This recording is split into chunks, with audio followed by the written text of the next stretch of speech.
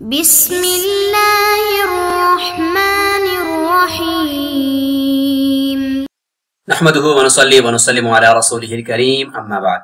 عزیز طلبہ کرام، اللہ تعالیٰ سے امید ہے کہ آپ سب خیر و عافیت سے ہوں گے۔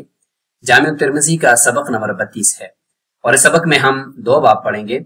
پہلا باب ہے اسباغ الوضو، یعنی وضو کو مکمل کرنا، اچھے طریقے سے وضو کرنا، اور دوسرا باب ہے کہ وضو کے بعد تولیہ یا کوئی رومال وغیرہ اعضاء کو خشک کرنے کے لیے استعمال کرنے کا بیان۔ گزشتہ سبق کا خلاصہ اور اس سبق کا خلاصہ اور اہم نکات آپ یہاں پہ دیکھ لیجئے۔ پہلے باب کی حدیث اور اس کا مختصر ترجمہ ہم دیکھتے ہیں۔ وبه قال حدثنا علي بن حجر قال اخبرنا اسماعيل بن جعفر عن علاء بن عبد الرحمن عن ابيه عن ابي هريره رضي الله عنه ان رسول الله صلى الله عليه وسلم قال الا ادلكم على ما يمحو الله به الخطايا ويرفع به الدرجات قالوا بلى يا رسول الله قال اسباغ الوضوء على المكاره وكثرة الخطى الى المساجد وانتظار الصلاة بعد الصلاة فذلكم الرباط۔ وبه قال حدثنا قتيبة قال حدثنا عبد العزيز بن محمد عن العلاء نحوه وقال قتيبة في حديثه فذلكم الرباط فذلكم الرباط فذلكم الرباط ثلاثا۔ وفي الباب عن علي رضي الله عنه وعبد الله بن عمرو وابن عباس وعبيدة ويقال عبيدة بن عمرو وعائشة وعبد الرحمن بن عائش الخزرمي وأنس رضي الله تعالى عنهم۔ حديث أبي هريرة حديث حسن صحيح، والعلاء بن عبد الرحمن هو ابن يعقوب الجهني وهو ثقة عند أهل الحديث۔ حضرت ابو ہریرہ رضی اللہ عنہ روایت فرماتے ہیں کہ آپ صلی اللہ علیہ وسلم نے فرمایا کہ کیا میں آپ کو ایسی چیز نہ بتاؤں جس سے اللہ تعالیٰ تمہاری تمام خطاؤں کو مٹا دے اور جس کی وجہ سے تمہارے درجات کو بلند فرما دے؟ تو صحابہ کرام نے فرمایا کہ کیوں نہیں اے اللہ کے رسول، ضرور بتائیے۔ تو آپ صلی اللہ علیہ وسلم نے فرمایا کہ وضو کو کامل طریقے سے کرنا، اچھے طریقے سے کرنا، تنگی یا مشقت کے باوجود، اور مسجد کی طرف زیادہ تعداد میں قدم لے کر جانا، یعنی کثرت اقدام مسجد کی طرف ہوں، زیادہ سے زیادہ مسجد کی طرف جا کر نماز مسجد کے اندر پڑھنا، ایک نماز کے بعد دوسری نماز کا انتظار کرنا، یہ جتنے بھی تین امور ہیں، ان تین امور کو اگر ہم دیکھتے ہیں، فرماتے ہیں کہ فذالکم الرباط، یہی تو رباط ہے۔ رباط کہتے ہیں پہرا دینا، سرحد کے اوپر دشمن سے حفاظت کرنا اپنے ملک کی۔ تو یہ جو دین ہے، یہ نماز ہے، یہ بھی ایک ملک کی حیثیت رکھتا ہے، اس کے ساتھ تشبیہ ہے۔ اور آپ جو ہے وضو کر کے اچھے طریقے سے اور مسجد کی طرف جا جا کے وہاں باجماعت پڑھ کے اور ایک نماز کے بعد دوسری نماز کا انتظار کر کے یہ جو تم کرتے ہو، تو تم بھی گویا کہ شیطان اور اپنے نفس کے سامنے ایک ڈھال ہو، اور آپ نے ایک پہرا دیا ہوا ہے اپنے دین کا اور اپنے ایمان کا، تاکہ اس کے اوپر شیطان حملہ نہ کرے۔ اس طریقے سے دوسری روایت ہے، اور اس میں قتیبہ جو ہے وہ اس روایت کے اندر فرماتے ہیں کہ 3 مرتبہ فرمایا کہ یہی رباط ہے، یہی رباط ہے، یہی رباط ہے، یعنی یہی تو پہرا داری ہے، اور یہی تو گویا کہ سرحد کے اوپر آپ کا پہرا دینا ہے، اور اسی کے ہی برابر ہے آپ کو ایک مجاہد ہو کہ اپنے نفس اور شیطان کے خلاف مجاہدہ کر کے آپ ان تینوں امور کو سر انجام دیتے ہو۔ اس باب کے اندر ان صحابہ کرام کی روایات کو بھی لایا جا سکتا ہے۔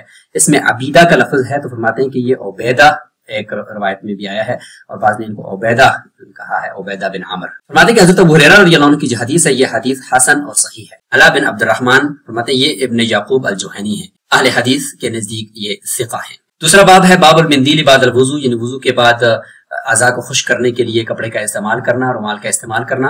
وبه قال حدثنا سفیان بن وکیع بن الجراح قال حدثنا عبد الله بن وهب عن زید بن حباب عن ابي معاذ عن الزهري عن عروة عن عائشة رضي الله عنها قالت كان لرسول الله صلى الله عليه وسلم خرقة ينشف بها بعد الوضوء۔ حديث عائشة ليس بالقائم، ولا يصح عن النبي صلى الله عليه وسلم في هذا الباب شيء، وابو معاذ يقولون هو سليمان بن ارقم وهو ضعيف عند اهل الحديث، وفي الباب عن معاذ بن جبل۔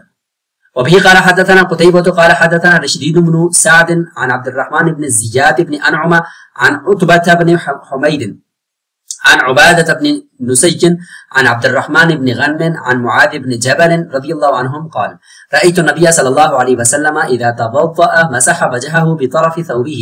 هذا حديث غريب وإسناده ضعيف، ورشدين بن سعد وعبد الرحمن بن زياد بن أنعم الإفريقي يضعفان في الحديث. وقد رخص قوم من أهل العلم من أصحاب النبي صلى الله عليه وسلم ومن بعدهم في التمندل بعد الوضوء، ومن كرهه إنما كرهه من قبل أنه قيل إن الوضوء جوزن، وروي ذلك عن سعيد بن المسيب والزهري. حدثنا محمد بن حميد قال حدثنا جرير قال حدثنيه علي بن مجاهد عني وهو عندي ثقة عن ثعلبة عن الزهري قال إنما أكره المنديل بعد الوضوء لأن الوضوء جوزن. حضرت عائشہ رضی اللہ عنہا کی روایت ہے، فرماتی ہیں کہ آپ صلی اللہ علیہ وسلم کے لیے ایک کپڑا تولیے کے برابر کا ہوتا تھا جس سے وضو کے بعد وہ اپنے اعضاء کو خشک کرتے تھے۔ حضرت عائشہ رضی اللہ عنہا کی یہ جو روایت ہے، امام ترمذی رحمہ اللہ فرماتے ہیں کہ یہ روایت قوی اور مضبوط روایت نہیں ہے۔ آپ صلی اللہ علیہ وسلم سے اس بارے میں کوئی بھی حدیث صحیح منقول نہیں ہے۔ فرماتے ہیں یہ جو ابو معاذ ہیں، عن ابی معاذ جو سند کے اندر آئے ہیں، فرماتے ہیں کہ محدثین کے نزدیک یہ سلیمان ابن ارقم ہیں اور یہ بھی اہل حدیث کے نزدیک ضعیف ہے، اور اس باب کے اندر حضرت معاذ بن جبل رضی اللہ عنہ کی روایت کو ملایا جا سکتا ہے۔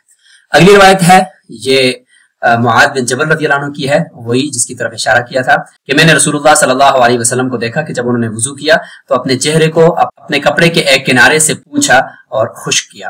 یہ حدیث غریب ہے، یعنی اس کی ایک ہی سند ہے اور یہ سند بھی ضعیف ہے، اور اس میں رشدین بن سعد آئے ہوئے ہیں اور عبد الرحمن بن زیاد بن انعم الافریقی ہیں۔ یہ جو دونوں راوی ہیں ان کو محدثین نے ضعیف قرار دیا ہے۔ وہ ہے کہ اس باب کے تحت جو روایات لائی گئی ہیں یہ ضعیف روایتیں ہیں، البتہ اگر ہم اس سے ایک استحبابی صورت کو اگر ثابت کریں تو فرماتے ہیں کہ وہ ثابت ہو سکتی ہے، اس سے کوئی مسنون طریقہ یا معاذبت وہ ثابت نہیں ہو رہی۔ فرماتے ہیں کہ اہل علم فقہا اور محدثین نے رخصت دی ہے اور صحابہ کرام کی ایک جماعت نے بھی رخصت دی ہے کہ وضو کے بعد تمندل یعنی رومال کا استعمال کر لیا جائے اور یا کپڑے کا استعمال کر لیا جائے، اور بعض نے اس کو مکروہ قرار دیا ہے۔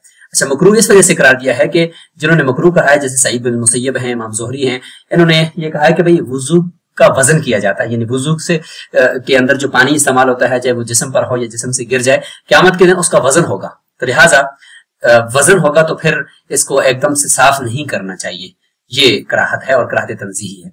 محمد بن حمید فرماتے ہیں کہتے ہیں کہ مجھے جریر نے میرے سامنے یہ حدیث بیان کی، اور جریر کہتے ہیں کہ میرے سامنے علی بن مجاہد نے مجھ سے ہی نقل کی گئی ایک روایت بیان کی۔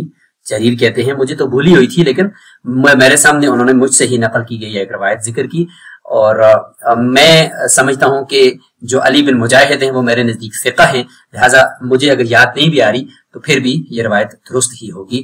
عن ثعلبہ عن زہری قال انما اکرہ المندیل بعد الوضوء، لیکن بعد میں پھر جریر فرماتے ہیں کہ میں رومال کا استعمال یا تولیے کا استعمال وضو کے بعد مکروہ سمجھتا ہوں، اور وجہ وہی ہے کہ وضو کے پانی کا وزن ہوگا، لہٰذا یہ زیادہ ہے، اچھا ہے کہ وہ ہمارے جسم کے اوپر ہی خشک ہو، ہمیں اس کو صاف نہ کرنا پڑے۔ حدیث باب کے راویوں کا مختصر تعارف بھی آپ یہاں پہ دیکھ لیں۔ اسماعیل بن جعفر بن ابی کثیر الانصاری الزرقی ابو اسحاق القاری، علا بن عبد الرحمن بن یعقوب الحرقی ابی شبل صدوق، سفیان بن وکیع بن جراح ابو محمد الرؤاسی الکوفی۔ ابی معاذ ان کا نام ہے سلیمان بن ارقم اور یہ ضعیف ہیں محدثین کے نزدیک۔ رشدین بن سعد را کے کسرے کے ساتھ ہے، فرماتے ہیں کہ یہ مسکین کے وزن پر ہے، یہ بھی ضعیف ہیں۔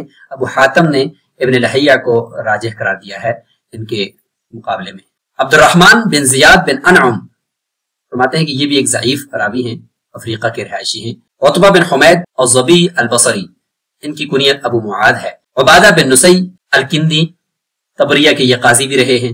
عبد الرحمن بن غن الاشعری یہ صحابی تھے یا نہیں تھے اس میں اختلاف ہے، بہرحال کبار تابعین میں سے ان کا شمار ہوتا ہے۔ محمد بن حمید بن حیان الرازی یہ بھی حافظ الحدیث ان کو کہا جاتا ہے لیکن ضعیف ہیں۔ جریر بن عبد الحمید بن قرط الضبی الکوفی یہ ری مقام کے قاضی بھی رہے ہیں۔ علی بن مجاہد بن مسلم القاضی الکابولی ان کو متروک بھی کہا گیا ہے۔ اب آتے ہیں کہ اسباب الوضو اور جو دیگر الفاظ حدیث کے اندر ذکر ہوئے ہیں ان کا مفہوم کیا ہے۔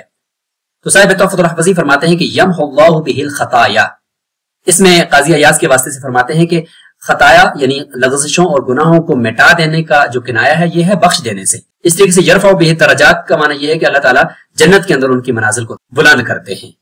اسباب الوضو ای اتمامہ و اکمالہ، یعنی دھونے کی جو جگہ ہے اس کو اچھے طریقے سے دھو لینا اور جو مسح کی جگہ اس کو اچھی طریقے سے مسح کرنا، اس کو کہتے ہیں اسباغ الوضو۔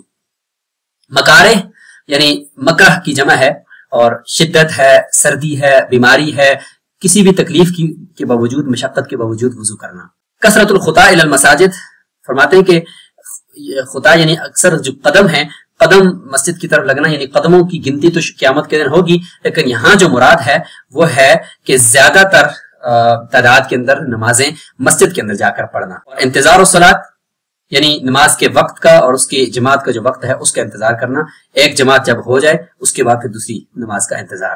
رباط یہ کیا ہے؟ فرماتے ہیں رباط جو ہوتا ہے وہ یہی ہوتا ہے کہ دو جو فریق ہوتے ہیں وہ اپنے گھوڑوں کو وہ جو سرحد ہے اس کے اوپر باندھتے ہیں، اور وہیں پہ وہ ایک دوسرے کے جو اپنی سرحد ہے وہ ایک دوسرے سے اس کی حفاظت کرتے ہیں۔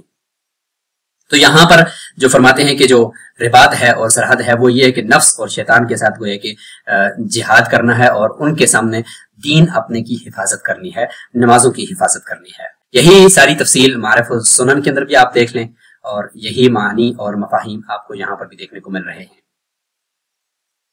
اس طریقے سے انتظار الصلاۃ کے بارے میں علامہ بنوری نے شیخ انور شاہ کشمیری رحمہ اللہ کا ذکر کیا ہے کہ وہ فرماتے ہیں کہ اس کی تشریح ائمہ سے تو مجھے صحیح طریقے سے جس سے شرح صدر ہو جائے، اطمینان قلبی حاصل ہو جائے، وہ تو نہیں ملی، لیکن انہوں نے بھی یہی کیا ہے کہ ایک نماز کے بعد دوسری نماز کے انتظار میں بیٹھنا، یہ تشریح جو ہے وہ زیادہ دل کو لگتی ہے۔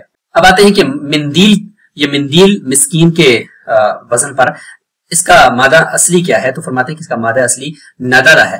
ندلہ یندلو اس کا معنی ہوتا ہے، اس کا معنی ہے اچک لینا، اٹھا لینا کسی چیز کو۔